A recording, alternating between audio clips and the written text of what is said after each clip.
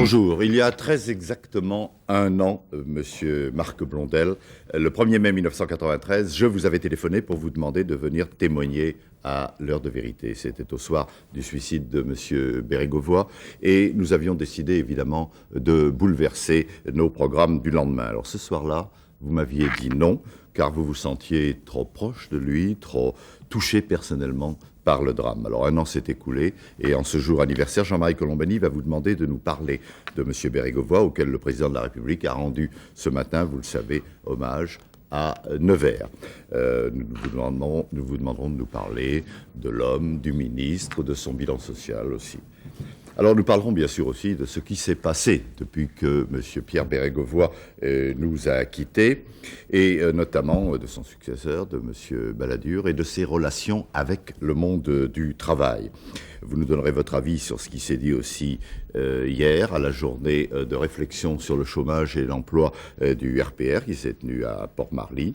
Est-ce que nous allons, à votre avis, vers un changement de politique économique dans le cadre de la campagne pour l'élection présidentielle ?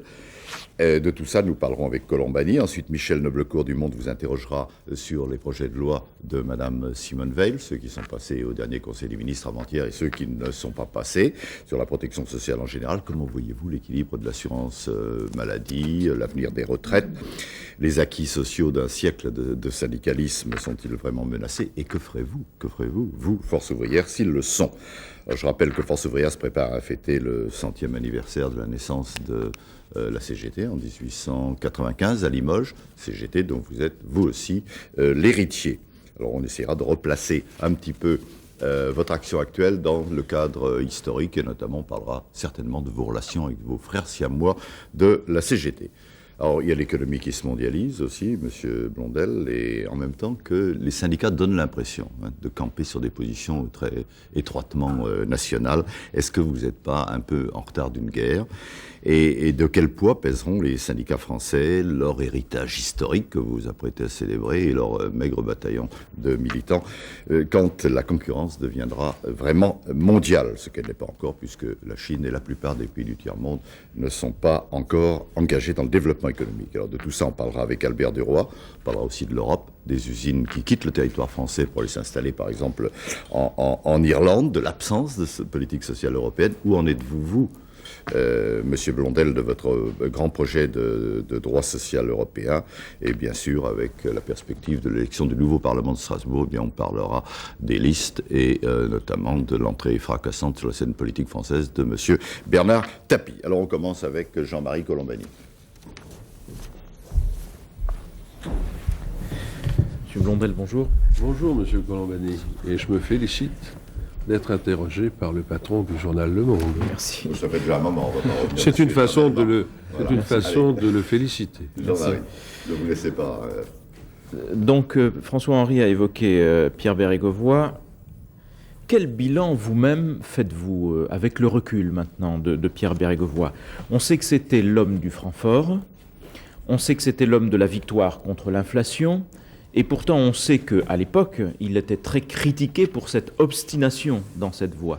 Alors avec le recul, est-ce que vous lui feriez les mêmes reproches que ceux qu'on lui faisait à l'époque?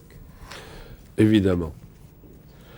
J'entretenais avec Pierre Bérégovoy des relations personnelles qui étaient dues à une amitié de 35 ans. J'ai milité avec lui au moment de la guerre d'Algérie, pour tout vous dire. Je peux même indiquer dans cette émission que nous faisions partie des minorités qui nous voulions agissantes au sein de Force ouvrière de l'époque. Maintenant, je n'aime pas tellement les minorités agissantes au sein de FO. Mais ça, c'est de bonne guerre, si je dirais. Et nous avions toujours gardé... Il est resté fidèle à l'organisation syndicale. Et nous avions toujours gardé des relations amicales, y compris au moment où il a fait de la politique, et qu'il est devenu Premier ministre, mais préalablement aussi ministre des Finances, secrétaire général du gouvernement, etc. Et cette relation amicale n'a pas empêché que chacun dans vos positions, lui Premier ministre, vous syndicaliste, n'étiez pas d'accord sur le cap à suivre. Bien sûr, c'est la raison pour laquelle, je dirais même, non seulement ça n'a pas empêché, mais de temps en temps ça a développé les points de désaccord, parce que nous ne voulions ni lui ni moi nous laisser emmener par nos relations amicales, donc de temps en temps c'était très net. J'étais en désaccord sur la politique restrictive. J'étais en désaccord, j'avais qualifié cette politique comme étant une politique de rentier. Ça lui avait déplu d'ailleurs, et il m'en avait fait l'observation. Et j'étais en désaccord sur la notion monétaire, sur la recherche du franc fort en permanence, c'est-à-dire que je mettais un point d'interrogation sérieux sur les convergences européennes. C'est ça, il faut bien l'avouer. Et je crois que Bérégovoy appliquait cette politique et régulièrement il s'interrogeait sur cette politique. Ce n'était pas la politique qu'il aurait souhaité appliquer. Il y était conduit par la situation européenne, par la politique économique qui était celle de l'Europe et qui ressemble à être celle de l'Europe. Mais je peux par exemple témoigner, et je vais faire preuve d'un petit peu d'opportunité, vous me le pardonnerez. Il avait été, au bout d'un moment, convaincu par son cabinet et par l'OCDE que le SMIC était un frein à l'embauche. Et il avait envisagé de faire le SMIC jeune. Et je me souviens d'une conversation matinale où pendant 20 minutes, ça a été la colère réciproque du militant syndicaliste par rapport à son ancien camarade syndicaliste. Et je crois que je porte une petite responsabilité sur le fait qu'il n'a pas réalisé la chose.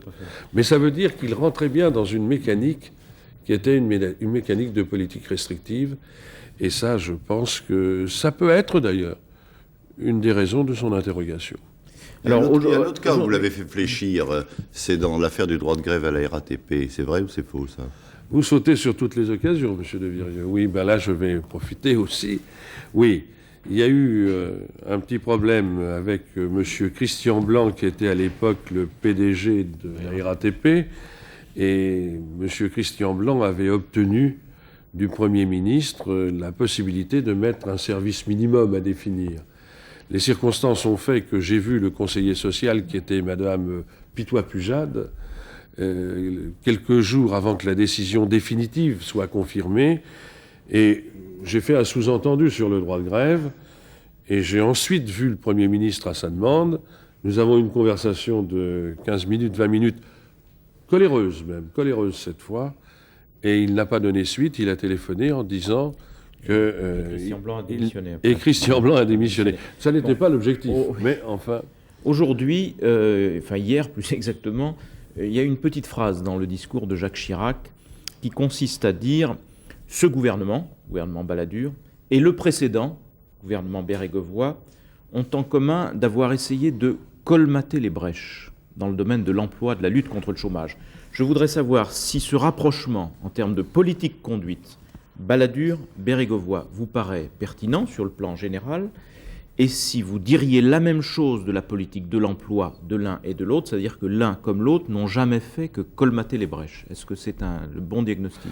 Je crois que c'est assez bien vu. Je crois effectivement que ce gouvernement et les gouvernements précédents ont fait une politique de traitement social du chômage, mais victimes des orientations économiques qui étaient choisies, et j'insiste, politique monétaire et restrictive, ils n'ont pas pu relancer l'activité. À partir de ce moment-là, ils n'ont pas attaqué effectivement le problème sur le fond. Oui, mais alors on entend dire aujourd'hui Jacques Chirac, Valéry Giscard d'Estaing il y a quelques jours, les socialistes en permanence, il faut que l'emploi soit maintenant la priorité et que tout le reste en découle. Oui, on peut s'étonner à la fois qu'ils ne l'aient dit plus tôt et surtout qu'ils aient considéré le chômage comme étant une priorité. J'aurais souhaité, moi, puisque tout le monde a eu l'occasion de s'exprimer là-dessus, mais surtout qu'ils prennent quelques décisions. Mais qu'est-ce que ça veut dire, justement? Écoutez, je crois que c'est relativement ça. Qu'est-ce que ça veut dire? Et à vos yeux, ça veut dire quoi? Bon.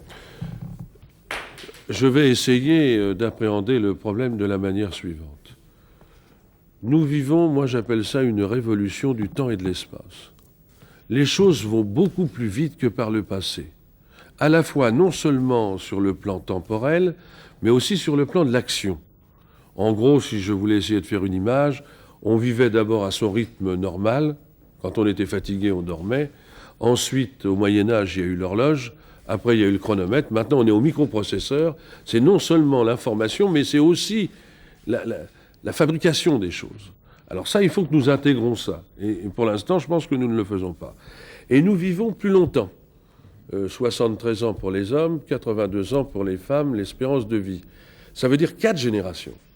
Il faut donc, avec une machine, une mécanique qui va beaucoup plus vite, eh bien qu'on arrive à satisfaire 4 générations. C'est ça le véritable problème. Et c'est un problème énorme. Mais ça ne peut se faire que par... Enfin, on peut répondre à la question par 2 choix. Ou on fait de l'économie restrictive, ou on rentre dans une démarche plus expansive qui s'appelle l'accroissement de la demande, et de la demande mondiale. Or, je crois que c'est la voie qu'il nous faut emprunter. Pour l'instant, tout le monde s'est replié sur soi, et pour l'instant, tout le monde essaie de régler son problème à ce niveau. Ça n'est plus possible. Et on ne peut faire là que du colmatage, des choix, des objectifs, essayer d'aider ceux-ci parce qu'ils ont 50 ans, ceux-là parce qu'ils n'ont pas encore de travail et qu'ils ont 25 ans, mais on ne peut pas, on ne relance pas l'activité économique. Bon, d'une part, à ce jour, dans l'univers politique, vous n'avez rien entendu de neuf sur ce sujet, ou bien il y a des choses qui vous paraissent prendre la bonne direction? Je crois que... Et d'autre part, est-ce qu'on peut ramener ce que vous dites en termes de conséquences nationales, j'allais dire ici et maintenant, à une politique de relance classique, de relance de la consommation par la relance de la... Pardon, monsieur, je n'ai pas dit... pour l'instant, je n'ai d'ailleurs pas parlé de relance stricto sensu. C'est l'activité qui compte, et c'est l'activité économique, à commencer par l'activité industrielle, bien entendu. La relance de la consommation est un des éléments, mais ça ne peut pas être le seul élément, ça c'est tout à fait vrai, mais c'est un des éléments. Et je parle, moi, de demande globale. J'introduis là-dedans nos rapports commerciaux avec les pays en voie de développement, les pays en voie d'industrialisation. Je redéfinis la notion de clause sociale, plus sérieusement d'ailleurs qu'on veut le laisser croire. J'ai lu l'autre jour que la clause sociale, ça serait un SMIC mondial. Qu'est-ce que c'est que cette aberration? On verra tout à l'heure. Troisième partie, la partie internationale. C'est une aberration, c'est pas du tout ce que nous réclamons. Bon, il faut qu'il y ait plus d'échanges, tout simplement pour que tout le monde gagne plus, si j'ose dire. Et ça, c'est possible. Nous n'avons pas satisfait tous les besoins. Et pour l'instant, je ne sens pas ce discours. Même ceux qui disent être partisans d'une autre politique n'osent pas aller jusque-là. Oui, parce que... Mais avant de parler de cette autre politique, ce gouvernement, tout de même, est-ce que vous ne pensez pas qu'il commence à réussir ou que quelques signes de réussite apparaissent? Ce gouvernement, si l'on s'en tient à ce c'était ses objectifs, avait dit « je voudrais que l'année 94 soit l'année de la stabilisation ». Est-ce qu'il vous apparaît que les chiffres... Chômage, bien sûr, puisqu'on parle principalement du chômage. Est-ce qu'il vous apparaît que les chiffres tels qu'ils tombent mois après mois depuis le mois de janvier maintenant sont effectivement un signe de stabilisation? Donc est-ce que c'est la bonne direction? Est-ce que ça vous donne confiance pour les mois qui viennent? Ou est-ce qu'au contraire vous dites non, on n'est pas encore au bon niveau? Écoutez, je crois qu'il y a plusieurs éléments. Qu'il y ait, à l'heure actuelle, sur le plan économique, après un assainissement difficile, pénible, lourd, qu'il y ait les prémices d'un réveil, une bonne partie des employeurs le disent. J'ai eu l'occasion d'en converser avec eux, une partie le disent. Encore qu'il faut se méfier des choses. S'il s'agit, comme nous le souhaitions, de relancer par la construction de logements sociaux, c'est important de savoir que les crédits ont été utilisés. Ça veut dire qu'effectivement, il y a une petite démarche, mais attendez, avant que ça ne se généralise, c'est autre chose. Il faut voir si c'est sectoriel ou si c'est général. Deuxièmement, je ne suis même pas sûr que lorsque les indicateurs sociaux, comme on dit maintenant, seront tous au vert, que le dynamisme économique reprendra. Je n'en suis pas du tout persuadé. Parce qu'on n'arrive pas à intégrer dans l'économie, vous le savez mieux que moi, notamment le comportement humain, et c'est un des éléments déterminants. L'économie n'est pas une science exacte.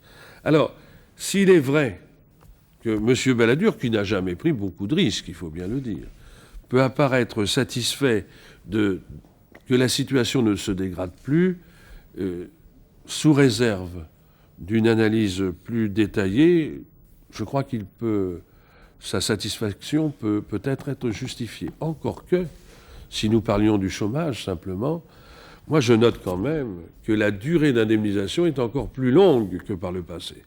Ça veut dire que maintenant on s'inscrit délibérément dans un chômage de longue durée quasi permanent. Nous dépassons les 370 jours d'indemnisation. Là, c'est quand même ce qu'on observe aussi, un signal particulièrement dégradé. Ce qu'on observe aussi, c'est que quand il y a des petits signes d'amélioration, même aussi petits soient-ils, ils s'accompagnent d'un regain de combativité chez les catégories diverses de salariés. Est-ce que vous-même vous observez ce regain de compétitivité? Comment comptez-vous vous en servir? Et est-ce que vous êtes toujours de ceux qui attendaient un choc social? Je n'attends pas un choc social. Je vais vous dire la vérité. Si je pouvais le provoquer, je le provoquerais.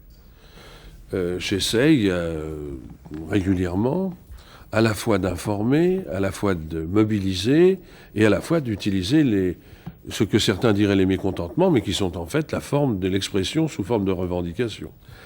Et pour ma part, je n'hésiterai pas à l'utiliser toutes les fois où c'est nécessaire et toutes les fois où c'est possible. Et c'est pas toujours facile.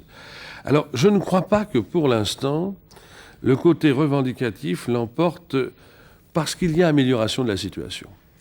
Les salariés sont mécontents en ce moment, et notamment de la loi quinquennale sur l'emploi, qui est loin d'être une réussite, qui est même une loi qui détruit l'emploi. Au début, je disais que j'avais des réserves sur les postulats d'origine. Maintenant, à l'expérience, elle détruit l'emploi. Elle est faite. C'est le contraire. Qu'est-ce qu'il en reste de cette loi sur l'emploi?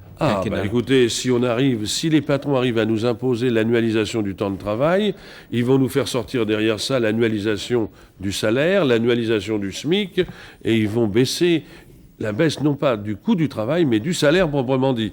Je crois que, comme situation, c'est quand même une situation paradoxale. Donc baisse du salaire et pas de relance de la consommation. Eh bien oui, on se retrouve devant cette situation. Encore une fois, tout le monde s'interroge. J'ai écouté, moi, ce que M. Chirac a dit hier. J'ai écouté ce qu'a dit M. Balladur. J'ai aussi écouté ce qu'a dit M. Rocard. Il aurait pu se dispenser de porter jugement sur les syndicats. Si j'ai l'occasion tout à l'heure, je vais lui répondre. Faites-le, allez-y. Mais c'est clair... Il semble bien que tout le monde constate que la politique économique suivie n'a pas été bonne, et c'est vrai pour ce gouvernement comme les précédents, puisque les prémices ont été lancées par les autres gouvernements, mais personne n'ose maintenant basculer complètement. Alors on sent qu'on cherche des voies, mais ça ne bascule pas. Mais il faudra que ça bascule. Au besoin, c'est nous qui irons le chercher. C'est clair. Merci Jean-Marie Colombani. Michel Noblecourt du Monde va venir s'installer. Est-ce que c'est vrai, Monsieur Blondel, que pour la première fois dans l'histoire de ce pays, l'actuel ministre du Travail, Monsieur Giraud, a un cabinet qui ne comporte dans ses rangs aucun inspecteur du travail, c'est-à-dire au fond aucun spécialiste des questions qu'il aurait à traiter, et qu'il n'y a finalement que là comme ailleurs que des énarques? Oh là là, oh là là. Non seulement je m'inquiète du fait qu'il n'y aura pas beaucoup de candidats aux prochaines élections, de candidats ouvriers dans les listes pour les élections européennes, mais en plus vous me faites remarquer que nos interlocuteurs sont généralement plutôt des énarques que des gens spécialisés dans les choses du travail. Ça ne veut pas dire que les énarques ne connaissent quand même pas leur métier. Moi je pense qu'ils le connaissent. Mais je ne suis pas sûr, effectivement, que les traditions aient toujours été bien respectées. Et vous parlez du cabinet de M. Giraud. Moi, je pense que s'il y avait un directeur du travail ou un directeur régional du travail en bonne place, comme à l'Accoutumée, ça nous permettrait notamment de dépasser les problèmes de conflit. Mais je dois, à l'inverse, dire que M. Giraud n'a pas eu beaucoup de choix. Il est arrivé avec une charge énorme en matière de chômage, et son problème, c'est de passer pour M. Emploi et non pas M. Chômage. Alors, il a pris ce dossier à bras-le-corps, peut-être pas comme nous l'eussions souhaité, mais il l'a pris à bras-le-corps et il essaye de s'en sortir. C'est pas facile. Moi, j'avoue que c'est pas facile. Bah, vous avez vu, on l'a mis en échec quelques fois. Bon, il essaye. C'est déjà quelqu'un qui croit à ce qu'il fait. Vous savez, c'est important dans un gouvernement. Si vous le dites. Michel Noblecourt. Marc Blondel, bonjour. Bonjour. Si j'en crois votre presse syndicale, vous avez proclamé en quelque sorte l'état d'alerte par rapport aux projets qui sont en préparation sur la sécurité sociale, la séparation des risques financiers entre les 4 caisses du régime général qui vous inquiète, et puis l'instauration d'un débat annuel au Parlement sur l'évolution des dépenses de santé, qui est une vieille idée et qui a même été reprise un temps par François Mitterrand, si je me souviens bien, en décembre 92, il avait évoqué ce projet. Alors, pouvez-vous expliquer précisément en quoi le fait d'introduire cette séparation des risques financiers, de faire contrôler les dépenses du budget social de la nation, qui sont quand même plus importantes que celles du budget de l'État, par le Parlement, représente une menace pour la protection sociale? Alors, 2 observations. Première observation en ce qui concerne la séparation des risques. Ce que nous ne voulons pas, c'est la séparation des trésoreries. Ce que nous ne voulons pas, c'est que chaque risque soit dans l'obligation de s'équilibrer. Alors, je vais m'expliquer. on sait que le risque allocation familiale est excédentaire. Pas cette année. Lorsque l'assurance maladie a des problèmes, dans la situation présente, on peut affecter de l'argent des allocations familiales pour passer un problème de trésorerie sans qu'il y ait des rapports tels qui soient des rapports de caractère commerciaux. Parce qu'il faut savoir que là aussi, pour avoir de l'argent, il faut payer le loyer de l'argent, voire parfois plus. Ça fait partie du phénomène de solidarité que nous souhaitons. À partir du moment où on isole le risque, il faut voir ce qu'il y a dans ce risque. Et je pense à l'assurance maladie. Et je prétends ici, une nouvelle fois, publiquement, qu'il n'est pas possible que l'on continue à affecter au régime d'assurance maladie toute une série de charges, toute une série de transferts, et puis en faisant simplement constater qu'il y a un déficit, en disant ensuite, en culpabilisant les assujettis, sans dire les raisons du déficit. Savez-vous que nous sommes incapables de dire le nombre de fonctionnaires qu'il y a dans ce pays? Pas simplement les gestionnaires de l'assurance maladie, mais M. Sarkozy non plus ne peut pas dire le nombre de fonctionnaires qu'il y a dans ce pays. On ne veut pas le dire. Pourquoi? Tout simplement parce que pour rembourser la sécurité sociale des fonctionnaires, prélevée donc par l'État, eh bien, on fait ça par acompte successif. On n'arrête jamais les comptes. Les exonérations, même problème. Enfin, pour répondre à la question, où sont les menaces dans les projets actuels de Mme Veil? Où sont les menaces? Bon, on nous a expliqué. Non, mais une histoire d'agio. Non, mais je suis en train d'expliquer la totalité du dossier. C'est que le dossier de l'assurance maladie est un dossier que l'on alourdit régulièrement et qui sera déficitaire. À partir du moment où son analyse et son équilibre se fait exclusivement sur ce risque, eh bien, il est clair qu'à un moment donné, nous serons dans l'obligation de passer la main. C'est-à-dire de dire où nous baissons les remboursements, où nous montons les cotisations, nous n'aurons pas le droit, l'assurance maladie n'aura pas le droit de décider de l'augmentation des cotisations, et je ne vois pas d'ailleurs pourquoi on prélèverait d'une manière plus importante les salariés que les autres, maintenant, ce qui veut dire que nous serons en déséquilibre. Si nous sommes en déséquilibre constant, il est clair que nous ne pourrons plus rembourser au même niveau. Et à partir de ce moment-là, on passera une partie de la couverture sociale aux compagnies d'assurance, aux mutuelles, etc. Ça, c'est le risque de la sécurité sociale à deux vitesses. Justement, Marc Blondel, en maintenant le phénomène phénomène. Qui vous a posé, M. Blondel, tout à l'heure, il y a le fait que vous êtes hostile à ce que le Parlement prenne le contrôle. Deuxième problème. Eh oui, vous n'avez pas répondu. Parce qu'à partir du moment où le budget social représente 18... mais je connais l'argument. Entre 1 700 et 1 800 milliards. Le budget social, c'est-à-dire y compris les couvertures complémentaires, y compris l'UNEDIC, etc. Alors 1800 milliards. De l'État est de 14. 1400 milliards. Alors bien entendu, il y a des sous. Et puis à partir du moment aussi où, il faut être clair, on fait du libéralisme dans ce pays, pour asseoir son pouvoir, on est obligé de resserrer un peu on fait du dirigisme social, donc on va donner la possibilité aux parlementaires de mettre en place ou de diriger les orientations sociales en matière de protection sociale collective. Eh bien, moi, je me sens plus représentatif qu'un député pour parler de la chose. Attendez, laissez-moi m'expliquer. Un député, sauf erreur de ma part, il est bien élu par les Français. Moi, je suis représentatif du mouvement syndical qui représente l'ensemble des travailleurs de ce pays, qu'ils soient français ou non. Et qu'ils soient cotisants ou non. Ah bah oui, mais ça... C'est ça le problème. Bah oui, mais attendez, c'est autre chose. C'est le problème du chômage ou c'est le problème... Tenez, vous me donnez l'occasion... C'est le problème de la désyndicalisation. Non, attendez, ça c'est autre chose.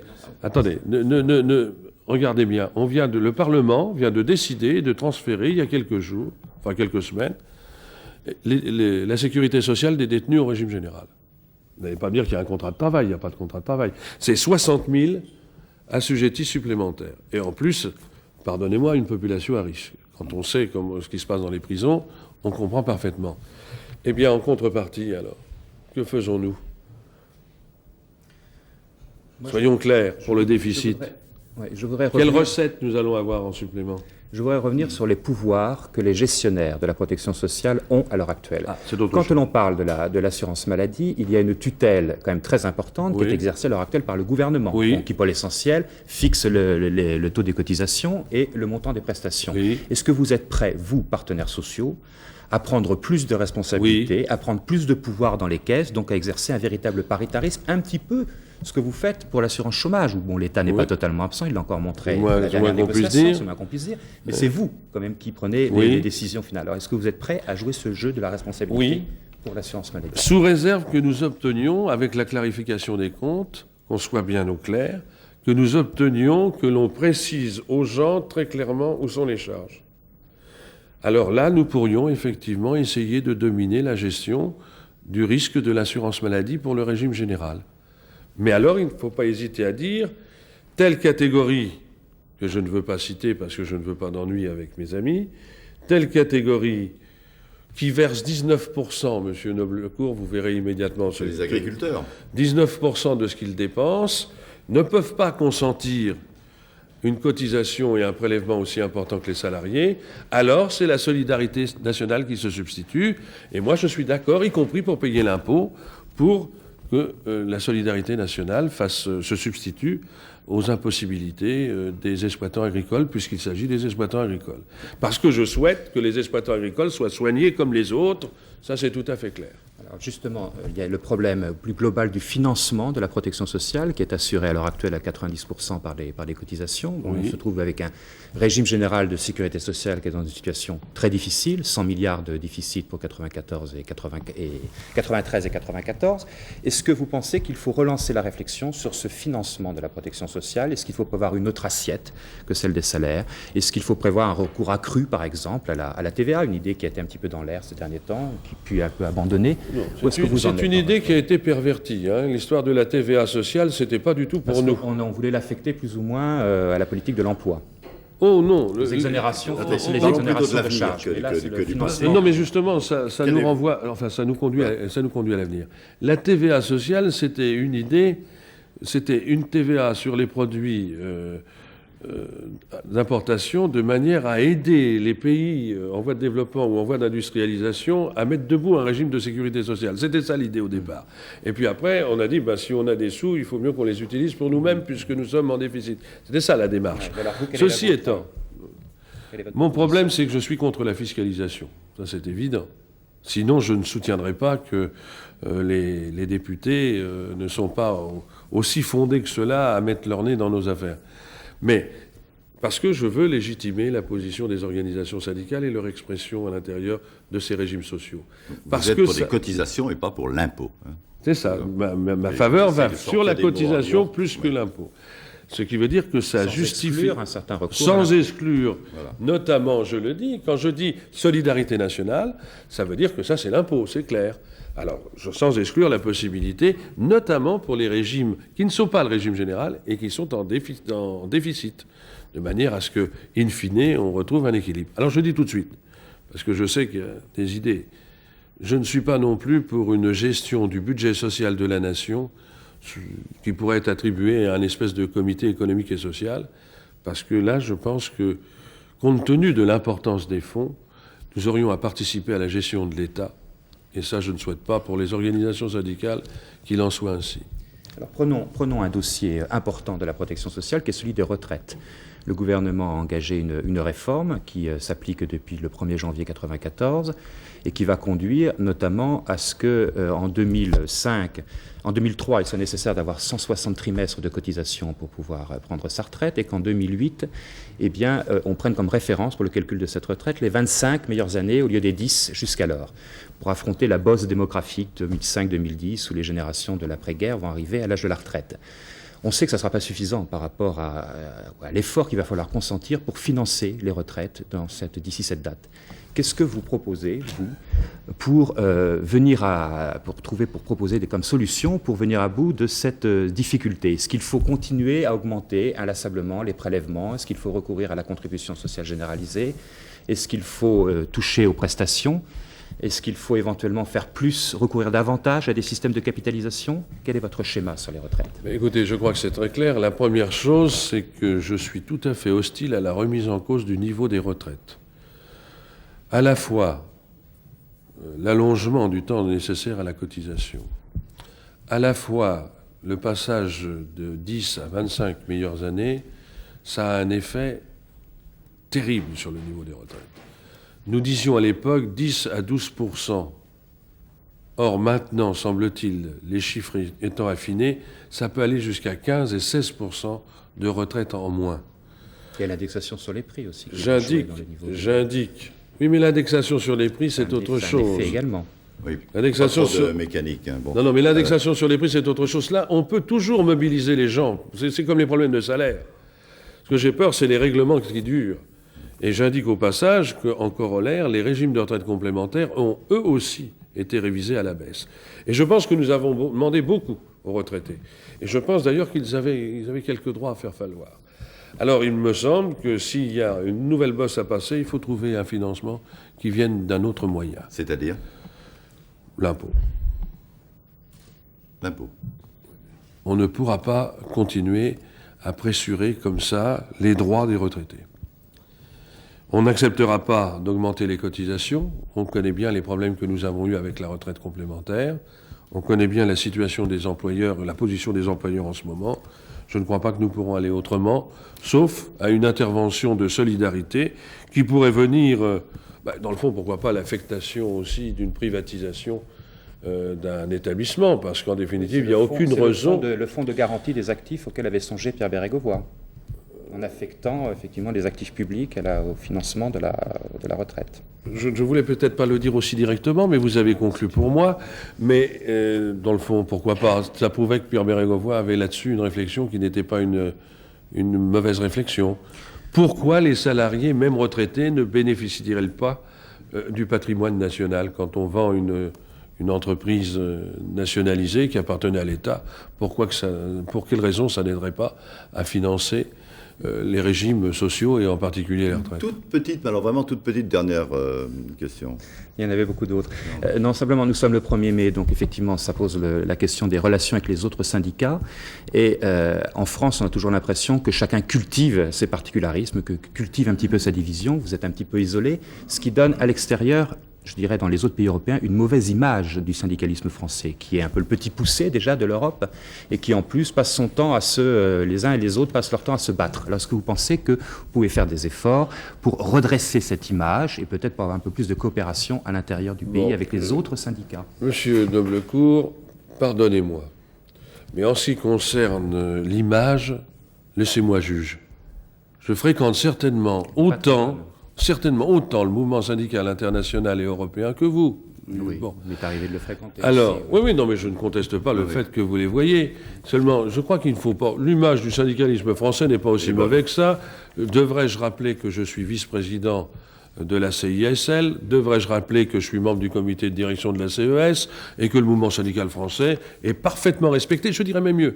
En ce moment, au sein de la CISL, notamment sur l'indépendance syndicale, ce sont nos idées qui sont reprises. Sur la clause sociale, ce sont nos idées qui ont été reprises. Alors, croyez-moi, et si vous me permettez, Monsieur de Virieux, Monsieur Friseau, le secrétaire général de la CISL, et Gabaglio, le secrétaire général de la CES, devaient être là.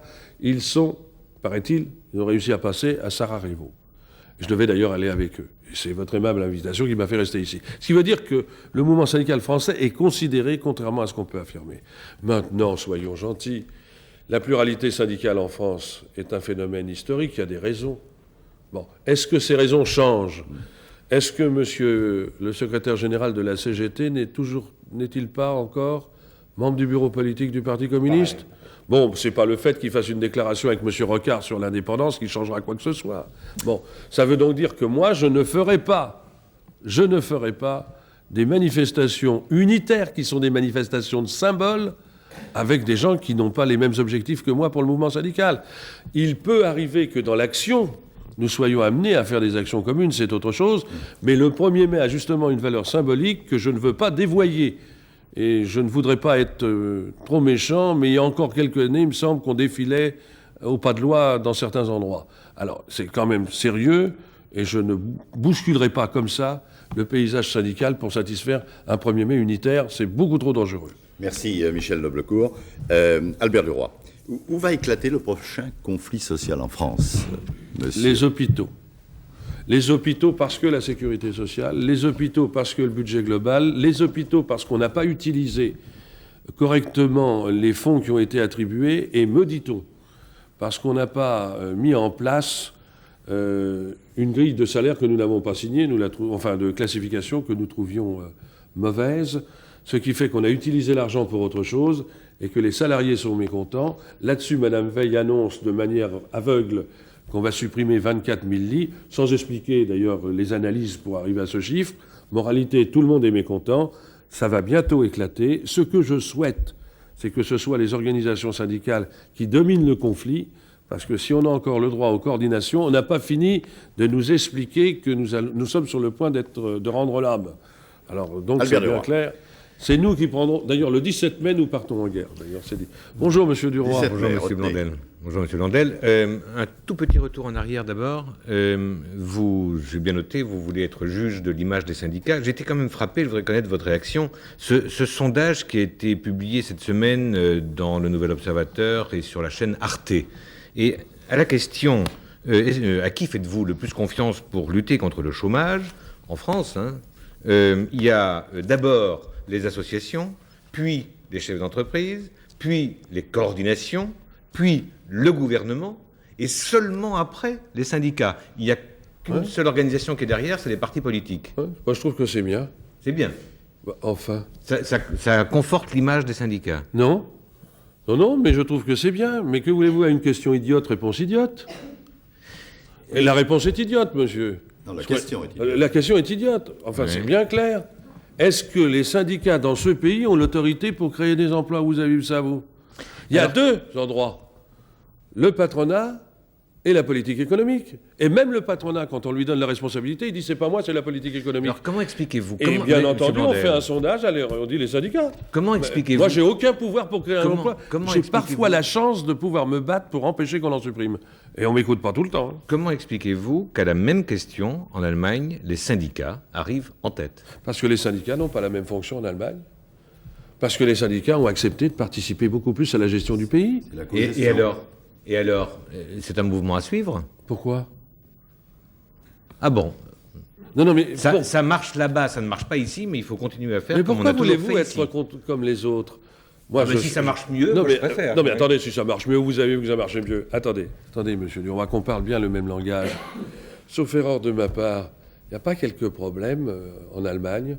Il y a des problèmes partout. Il n'y a pas... Ah bon, il n'y a pas quelques difficultés. Le mouvement syndical, du fait qu'il est plus participant à la gestion de l'entreprise, n'a pas de temps en temps quelques grandes difficultés.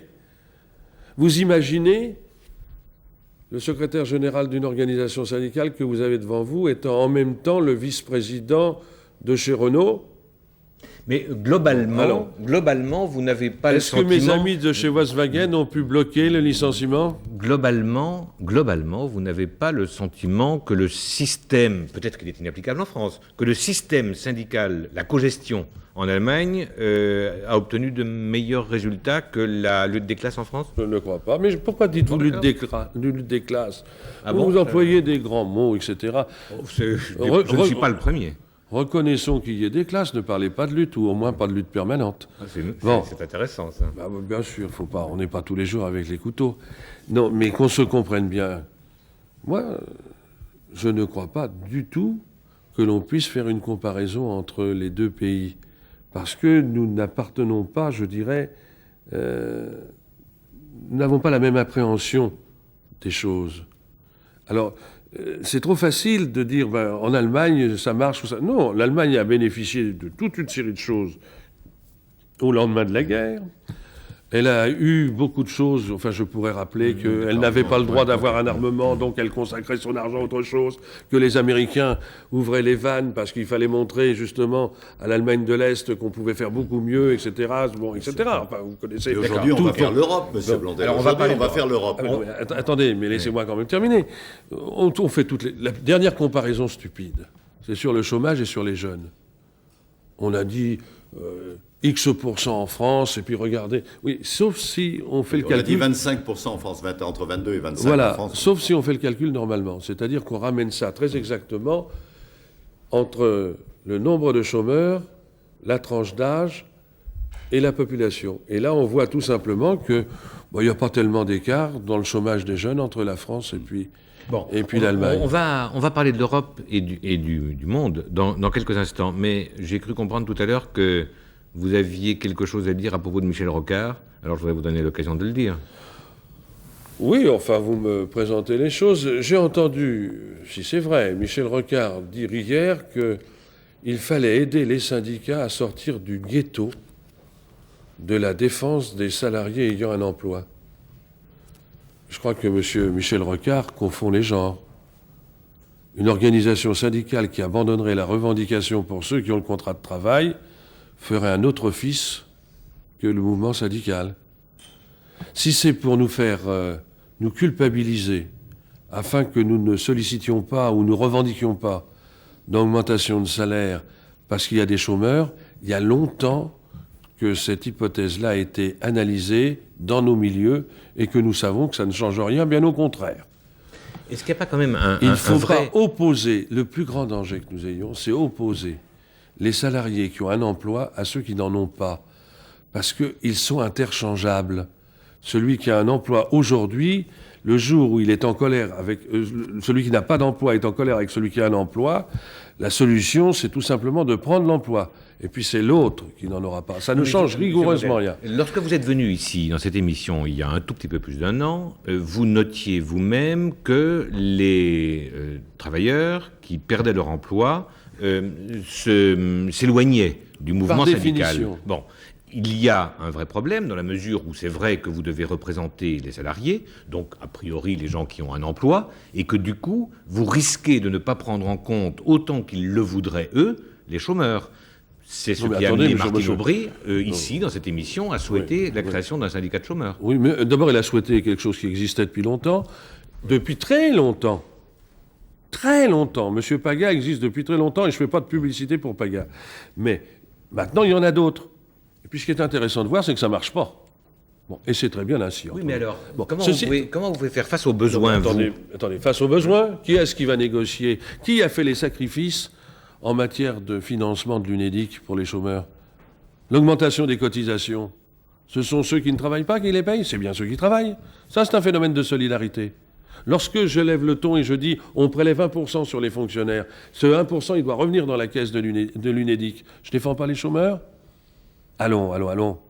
Je pense que je fais plus pour les chômeurs que tous ceux qui font du bruit pour avoir des subventions. Vous n'avez pas du tout... le reproche qu'on entend chez certains, et peut-être chez Michel Rocard, le reproche qui est fait parfois aux syndicats, qui est de défendre les situations acquises, pour ne pas reprendre la formule habituelle des avantages acquis. Ce n'est pas vrai. Bon, pour vous, ce n'est pas vrai. Non, écoutez, vous êtes très manichéen aujourd'hui. Non, mais soyons très clairs. Je pose la question que se posent les gens. Soyons très clairs. D'abord, les situations acquises, si on fait le bilan, et là je fais l'inverse de ce que je devrais faire, je ne valorise pas l'action des syndicats, ça fait quelque temps que nous sommes en train de faire de l'autodéfense. Vous savez, le rôle du syndicat en ce moment, c'est bien souvent de tenir la mêlée pour ne pas se faire défoncer. Hein, c'est plutôt ça, on n'est pas très conquérant, hein, il faut quand même être clair. Bon, c'est clair, et c'est aussi peut-être pour ça qu'on ne recrute pas autant. Je suis navré. Ceci étant, c'est notre rôle, et il faut le faire, parce que c'est ce qui fait la nécessité économique. Le fait que nous demandions des choses crée le mouvement, fort heureusement. Sinon, par définition, tout ça, ça va s'effriter, va s'effilocher, et ça ne donnera rien aux autres. Le véritable problème, c'est que notamment le fait que le syndicat soit de plus en plus localisé dans l'entreprise fait que celui qui est licencié, on lui ferme aussi la porte syndicale. Dans le temps, il allait à la Bourse du Travail. Maintenant, ils y vont de moins en moins. Quand ils sont licenciés, ils n'ont plus de contact avec le syndicat. Que nous ayons, nous, un problème là de démarche vis-à-vis de ces camarades-là, oui, il y a un problème de démarche, il faut y aller. Bon. Il y a un problème de démarche aussi vers les jeunes, mais ça, vous ne pouvez pas me faire le procès de ne pas y être rendu. Je revendique, bien entendu, le SMIC jeune et l'action qui a été menée avec les étudiants et les lycéens. Il faudrait sélectionner sévèrement les questions qui restent à poser, parce qu'il reste peu de temps. Est-ce que vous avez en face de vous, interlocuteur syndical, le patronat représentatif que vous souhaitez? Nous avons un petit problème avec le patronat en ce moment, vous le savez bien. C'est dû à deux raisons. Vraisemblablement le départ de M. Périgot, donc ils sont en période électorale ou préélectorale, et ça n'est jamais le mieux. Et puis il y a eu effectivement, je leur ai reproché. Ils nous ont invités l'autre jour à un colloque, je leur ai reproché. Les patrons ont été surpris vraisemblablement de la durée de la crise, et les problèmes sociaux sont devenus une gêne pour eux. Et ils ont délégué, notamment aux sociétés de consultation, en particulier, et consultants. Et je sais, moi, que l'on faisait des séminaires à Bruxelles et consultants où il y avait toute une série d'entreprises qui étaient représentées que nous ne retrouvions même pas au CNPF. Oui. Ce qui veut dire que le social était écarté de la gestion de l'entreprise et le CNPF ressent ça un peu indirectement maintenant. Mais j'ai l'impression qu'ils sont en train de se ressaisir. Alors, à contrario, quand on voit un patron, celui d'Air France, sauter par-dessus les syndicats pour interroger directement le personnel... Vous n'avez pas le droit de me dire ça, moi. Non, je sais que vous avez appuyé, ennuyé, vous avez fait voter. Non, pas du tout. Bon, pas du tout, je constate. Écoutez, vous n'avez pas le droit de me dire ça, puisque... Alors, il faut le dire. J'ai le droit de vous le dire. Vous avez le droit de ne pas être d'accord avec moi. Eh bien, je ne suis pas d'accord, Monsieur Duroy, et je n'aime pas ne pas être d'accord avec Monsieur Duroy. Expliquez-vous. Expliquez-nous. Non, mais c'est très important. Très important. Air France, nous représentons 38%. Air France, c'est nous qui lançons la grève du 12 octobre. C'est nous qui l'arrêtons aussi. Nonobstant les petites fantaisies et les... C'est nous qui prenons nos responsabilités. Ça a pour effet, ça n'était pas l'objet, ça n'était pas le but, le changement de président. Le président qui arrive, lui, ne demande pas une société de consultation, société Andersen, M. Attali, et il essaye de voir avec les intéressés comment on peut sortir de l'ornière. On va chercher 20 milliards, on en espérait même un petit peu plus. On essaye de sauver la compagnie. Il fait des propositions. Ces propositions sont contestables. Mais le syndicat IFO fait une consultation de ses adhérents. Ensuite, le syndicat IFO dit nous, on est d'accord. Monsieur Christian Blanc dit c'est pas suffisant, il me faut toutes les organisations syndicales. C'est peut-être sa coquetterie. C'est peut-être sa coquetterie. Il l'a dépassé. Il a dépassé sa coquetterie et il a un résultat satisfaisant au référendum. Je dis bien qu'il mesure bien toute l'importance qu'il a maintenant. Non seulement il a la confiance de l'État, mais il a contraint et forcé les gens à lui accorder. S'il fait une erreur, il peut prendre un billet pour la Guyane ou le Brésil. Ça, je vous le certifie. Ils vont le virer à coups de fourche s'il se trompe. Parce qu'il y a une espèce de délégation morale que jamais aucun patron n'aura eue. Mais ne croyez surtout pas que les patrons doivent prendre ça comme modèle. Il est sur le fil. La meilleure preuve, c'est que les salariés des Méridiens qui appartiennent à Air France, eux revendiquent un référendum. Parce qu'ils veulent rester dans le groupe Air France. Et là, on ne leur donnera pas le référendum. On ne peut pas gérer par référendum. On ne peut pas gérer par oui ou par non. Et on ne peut pas déborder les organisations syndicales. Qui va gérer le plan maintenant ? Qui va dire demain, nous sommes en désaccord pour que vous fermiez tel service ? C'est bien les syndicats. Vous en faites pas. On risque avant peu de se retrouver avec une grève et on dira encore une fois que nous bloquons l'économie de la France. Merci, M. Blondel. C'était donc l'heure de vérité de M. Marc Blondel, secrétaire général de Force ouvrière. La semaine prochaine, nous reprenons notre débat sur les enjeux de l'élection européenne. Invité M. Alain Lamassoure, ministre délégué aux Affaires européennes, face à M. Jean-Pierre Chevènement, ancien ministre socialiste, qui conduira la liste L'autre politique pour l'élection du Parlement européen. Alors, avant de vous quitter, je voudrais vous dire 2 mots de ce magazine, Sans photo pour la liberté de la presse. C'est édité par Reporters sans frontières au profit des familles de journalistes qui ont été tués l'an dernier dans l'exercice de leur métier. Il y en a eu 63 en 93, dont 14 tout près de nous en Algérie. C'est vendu 38 francs. Et 60 000 exemplaires ont été vendus en 93. J'espère qu'on fera mieux cette année. Bon dimanche, bon défilé si vous suivez les consignes syndicales. Il y a eu 97 syndicalistes qui ont été tués en 93. C'est une précision importante, effectivement, à apporter. Merci, Monsieur Blondel. Bon dimanche et bonne semaine à tous.